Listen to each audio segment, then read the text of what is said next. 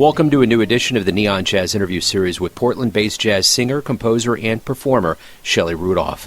We caught up with her in early January 2021 to talk about her latest 2020 CD, The Way We Love, COVID-19, and being a maker of soul music in the broadest genre-inclusive definition.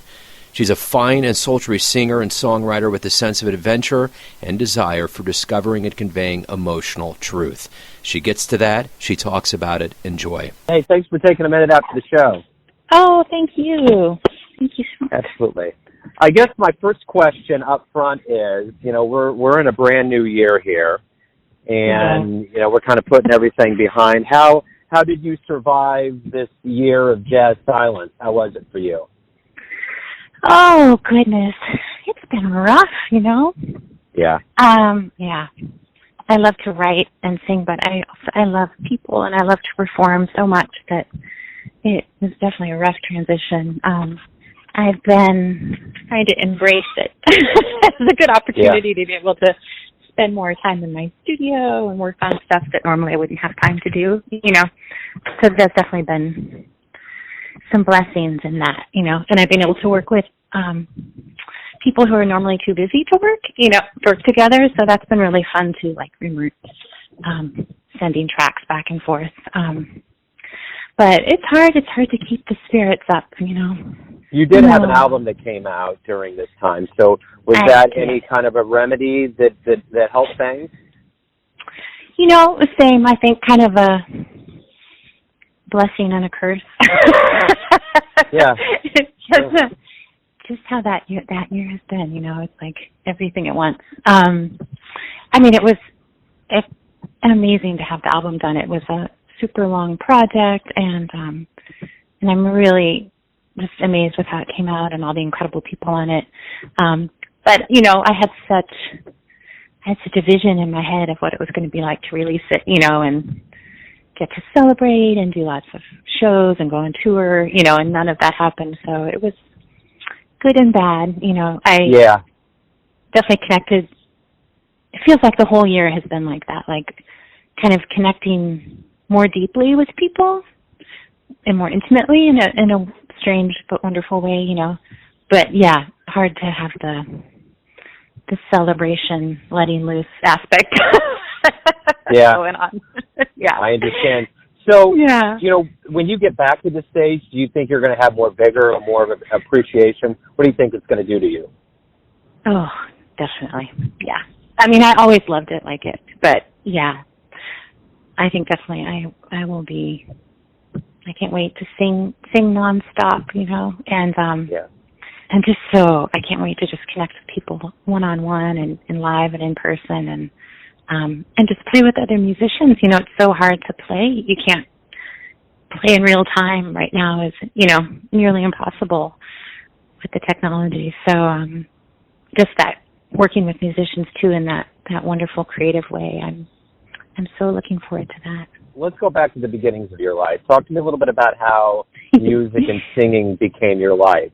Kind of where you were born and raised too. Let's see. I grew up in Eugene, Oregon. My mom had a gallery for a lot of the time when I was growing up, a very alternative, creative gallery. So I grew up around a lot of artists, kind of on the cutting edge artists, which was really fun, but more visual art. And then I took piano when I started around age 6, classical piano. And then I didn't start singing until high school. A friend of mine was in choir and she was loving it, so I joined her and I loved it. And I auditioned for a solo, and I was just terrified. I was sick for weeks before, and it was so terrifying. But I got the solo, and that just kicked it off. I've been doing it ever since. And what did I do then? Then I started taking jazz private lessons around that time in high school as well. And then when I graduated, I went to school for both psychology and music, and I moved to New York after I graduated from college and lived in Manhattan for a while, which was super fun. And just doing music all the time. I was in reggae bands during college, which was really fun, and always doing jazz. that's always been my core, musical core. Right on. What was the first live jazz show you saw that made you think, that's what I want to do with my life? Oh, that's a really good question. I'm not sure of the first jazz. I can think of the first jazz, like my first most influential singers was like Nina Simone, and then I love Aretha, which, and Billie Holiday and Nina Simone, I think were that's what I was listening to all the time. I can't remember my first jazz show, actually. That's fine. How about mentors? Who shaped you? Who actually gave you the most that you really feel up to this day as a performer? I mean, I guess the same, my core, what I always return to as far as inspiring vocalists would be Aretha and Nina Simone and Etta James.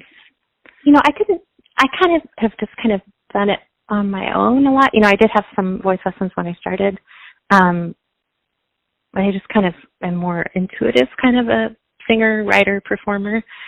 And I've often felt like when I notice that I've made like a leap in my performing or in my singing abilities or my ability to really express myself, I often find that it's been connected to some more like personal growth in my life, and again, my other, education and love has been like psychology and anthropology. So I feel like that emotional, spiritual, psychological component is really what kind of drives my music and my expression, if that makes sense.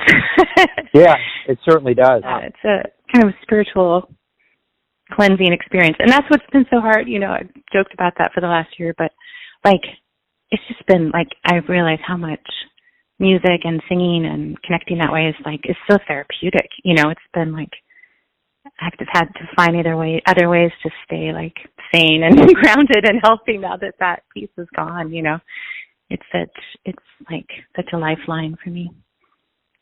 The interesting thing when I think back, I've done a lot of interviews since the pandemic began. I mean, I've always done them, but I really ramped up and did a whole lot when this started, and it was interesting. That's wonderful. Because there was, and it was, and there was so much that was therapeutic overall with it, I think, for everybody involved. But I think in the beginning we thought it was going to be just kind of this bump in the road. We didn't see that. Right. There was people that were like, when the fall comes around, they're already rescheduling. Winter, we're going to get back at it. So I think the interesting thing that I see that's morphed with the psyche of the musician is it has become a way of life versus something that was going to get in the way of an itinerary that was full and that was going to pick back up at some foreseeable future. Right. Which is I think what the planet's going through right now. Because I remember in the beginning there was one musician that talked about how we were all going to go through cancer together. We were going to get diagnosed. We were going to go through treatment. We were going to go through mourning.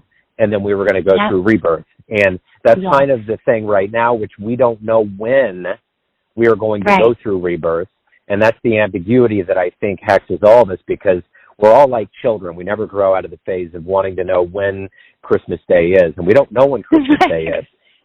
Exactly. Yeah. So, no, that's exactly, I agree 100%. And that's been really, I've just been trying so much to remind myself of the upside of it, the blessings of being able to have all this time at home with my son and my sweetie, and to be able to go into my studio and spend time and, but I'm ready for Christmas morning. Yeah, I know. Everybody's ready to rip through the packages. Yes. Man. Oh, can't wait to hug everybody and sing and dance. Yeah. It's going to be nice. Yeah. Since my next question is this, as far as your career is concerned, we've had this long absence of music. You've been around to different countries around the world. You've been on a lot of stages. Are there any magic moments that you've had on stage that you've held on to that kind of resonate, that are holding you off until you get back on stage? That's such a good question. The first thing that popped into my mind was just the last show that I did, that wasn't like a small live stream kind of thing. And it was in March, and it was like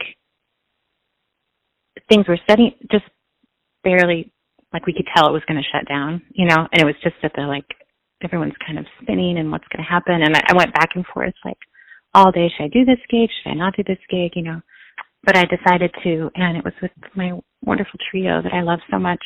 And it's a pretty small crowd because it was starting to clamp down, you know.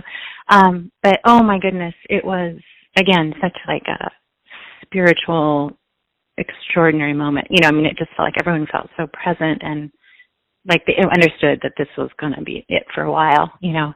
And it was so magical and profound. And so that definitely keeps me going. You know, that was amazing. And I feel like you were just asking, you know, I think that's what's going to happen when we get out of it. You know, everyone's going to be so grateful and have such deep emotions to express. You know, it's going to be amazing. Besides that, I love to travel so much. And I was in Indonesia in 2018, and that was so fun. Like that definitely, I keep remembering that, you know, the fun of traveling and being on stage there was just a blast. And I love meeting people from all over the world. So yeah, that was a great moment too. So along those lines of like reliving live moments here, why do you love jazz? Why do I love jazz? Oh my gosh. I guess I love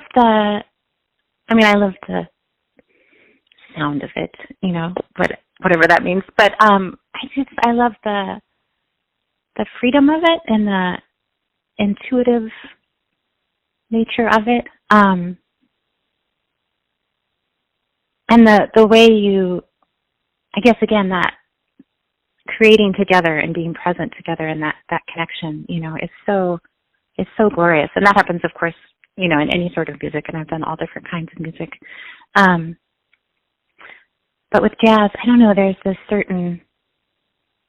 that certain way of connecting that doesn't happen in other music. You know, you're all in it together at the same moment, and you don't know what's going to happen, and you're trusting each other, and you're exploring together, and it's so glorious and rare, you know? Yeah. And also then, like, I just love jazz musicians, you know, they feel like my people, you know, so you're in it with people who are hearing and seeing and experiencing things in some sort of same realm, you know? So it's delicious. Yeah, it certainly is. Yeah. So let's say you have a dream tonight and you run into your younger self from around the time you were beginning your professional career, and you could give your young self one bit of advice. What would it be? These are such good questions. Learn to play piano so you can accompany yourself. Nice. I should do that. I've been trying, because I write a lot, and I'm doing more and more of that. And I'm trying to actually be able to play my songs on the piano while I sing them, you know, and which is great. I'm making progress, but I keep thinking, that would be great. That'd be such freedom if I could just do, you know, be able to go do shows by myself. So yeah, perhaps I'll have time this next year to work on that. Yeah, right. Exactly. Yeah. So we've danced around this, but we really haven't hit the jugular of this. And the question is this: when we get back to the stage and the audience, what do you hope all of us realize about this time away from live music? Just how 100% essential it is to our health and our joy and our well-being, and like it's not, art isn't like an extra bonus in life, you know, it is life, you know, and it's what we need as humans just as much as we need, you know, all the basic things. And it would be so, I think there's been a lot of that, of people realizing how essential it is for them, you know, as people and as a community, and what it means to them. And a lot of people have been so generous, you know, in creating funds to help musicians and artists and donating. But gosh, it would be great if it wasn't such a struggle to keep that financial part going, you know, and it just became more integrated, at better paths for us to be supported, artists and musicians. Like with the album, you know, it takes so much time and energy and money and all that stuff to actually create an album and get it out there and then promote it. And then the way you actually make money from it is so mysterious and small, and, you know, it's really tricky, especially without without live shows, that takes the whole thing away. So it shouldn't be that hard, for people are so appreciative of music and art and know on some level how important it is. And there's some missing link there, to making it a sustainable part of society, so. I agree. Yeah, I think that's one of the things that's going to have to be addressed when the world does come back. Yeah. Because it's been a big discrepancy. I mean, I know it tends to be cliche about how much people get from Spotify, and that's kind of a punchline, but right. I think it's more of, you're right, because if you start talking about frontline people, I get food, I get medicine, I get all of that, but I also understand that if we didn't have art during this time, it would have gotten awfully dark without a lighter or a light bulb. Yes, absolutely. And that needs to be imperatively understood by all humans, that I think people sometimes just think it's free. It's just, it's there, I'll take it, let's go. And it's not, it's livelihood. Exactly. And there are often people who realize how little you make, off of stuff, are just stunned as well. Like, I think somehow they also can imagine that it would be, just assume it would be set up better somehow, or, more equitable. But, it's crazy. It certainly is. It certainly is. So my final question to you is this. Everyone has a perception of who you are. Your family, your friends, your fans, but you're the one that's living your life. Who do you think you are? I think I am. Oh, my goodness. Well, I guess what comes to mind first is that I feel like what's been happening by being home all the time and this last year and shedding everything is I have been thinking about what do I want to do when I come back, when I start coming back into the performing world, and, do I want to do all those gigs, or what am I focusing on? And, and in some ways that is a huge opportunity, because I never would have, I don't say no to a gig, but it's making me realize how much I really want to share my voice, not just my voice, but my songs and my poems and my, I guess maybe it sounds cliche too, but I feel like I am sort of embracing my power in this time, and I want to share that more, instead of just being an entertaining jazz chanteuse lady or, all that kind of stuff, which I am and I love, but the deeper, it's like, I feel like this urgency to share the deeper part of me and the strong part of me, and I've been through a lot, and what I know and how I can help. I'm kind of feeling that, urgency to own that myself, and also, put it out there without feeling embarrassed by it or trying to make it smaller, So, so back to your question, who am I? That's just a big question. Yeah, it is. No. But I'm a creator, You did answer it, though. I mean, it's did I? Okay, good. It's about you really want to exude your essence, is what I'm hearing more than anything else. There you go. Beautiful. Yes, exactly. Yeah, kind of that, there's no time to waste doing the other periphery stuff, Yeah. It's like, I want to do my thing. Yep. Yeah. That's it. Tap into who you are and what you are. And I think maybe that's the urgency is on everyone here on the earth, because that's the thing. Yes. We realize all of the small, minute things that go into our existence haven't really been things we've remembered this year, Right, exactly. Yeah. So. And also this feeling that the stuff that does want to come out, or that I do want to share, that does feel true, like also feeling like there's some reason for that, like it wouldn't be wanting to come out unless it was needed also, Absolutely. Yep. Yeah. And I think the one thing that's interesting about what's going on right now is that a lot of artists really look for inspiration. And if we haven't found our Bob Dylan moment during this year, then I don't know when we will. Right. Yes. It just didn't, exactly. I mean, this is about as hell's bells and everything hitting and destroying the fan in one fatal swoop that I could ever imagine. And my Lord. And every generation has said that. No one's experienced anything like this. It's like the rest of the world went through a pandemic, but America always has to outdo everybody and turn it into a race war, a class war, a levels of delusion that no one can put their finger on. It's like, it's just like, oh my goodness. What's real? What's not real? Exactly. Yes. Wow. Yes. We're hoping Christmas is real and coming soon. Yeah, I agree. Hey, thank you very much for taking a minute out to talk about your life and music and this weird world. And hopefully we can catch back up at some point when your itinerary's full and we don't remember cutouts in baseball stadiums. I love it.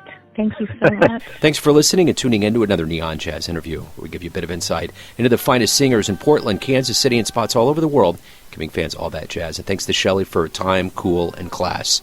If you want to hear more interviews, go to Famous Interviews with Joe Domino in the iTunes Store. Visit neonjazz at youtube.com, and for everything Neon Jazz all the time, go to the neonjazz.blogspot.com. Until next time, enjoy the jazz, my friends. So brief,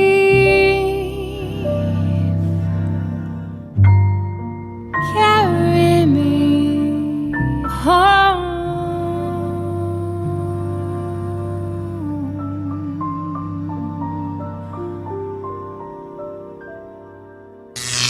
Neon Jazz.